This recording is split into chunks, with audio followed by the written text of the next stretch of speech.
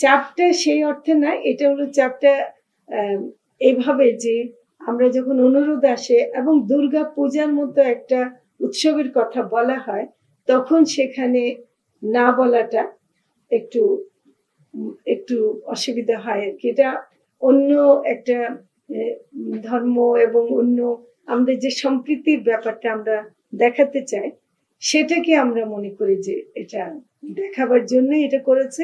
আমি খুবই দুঃখিত যে বাংলাদেশের মানুষের এখনো প্রাপ্যতা বাড়াতে পারিনি, এটার জন্য আমার মনে অনেক দুঃখ আছে। কিন্তু আমি এখনো চেষ্টা চালিয়ে যাচ্ছি।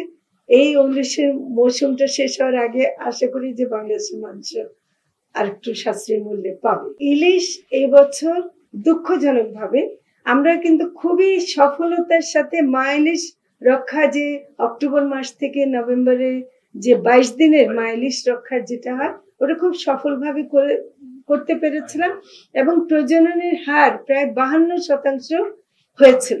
তার মানে এবার ইলিশ বেশি পাওয়ার সম্ভাবনা ছিল। জাটকা নিধনের যে ইয়েটা হয় যে বৈশাখ মাস থেকে জুন পর্যন্ত, এবং সেটার সময় আমরা যেটা করেছি যে 58 দিন করে ফেলেছি। আগে ভারতের থাকতো 58 দিনের মতো, আমাদের ছিল 65 দিন, এবং তারিখটা এমন ছিল যে আমাদের নিষেধাজ্ঞার সময় ভারত এবং মায়ানমার অন্য দেশের জেলেরা এসে মাছ ধরে নিয়ে যেত, আমাদের ওরা কিছু পেত না। এবার কিন্তু 58 দিনও সফলভাবে আমরা করেছি। কিন্তু জাটকা নিধনটা মানে আমরা কোস্টগার্ড, নৌ পুলিশ এবং আমাদের যারা মৎস্য কর্মকর্তারা অভিযান চালিয়েছেন, তারা দেখেছেন যে অনেক জাটকা এখনো ধরে এবং হাজার লক্ষ লক্ষ মেট্রিক টন জালে ধরা পড়েছে আর কি। তো এটা আমি মনে করি যে জাটকা সংরক্ষণটা আমাদের দরকার।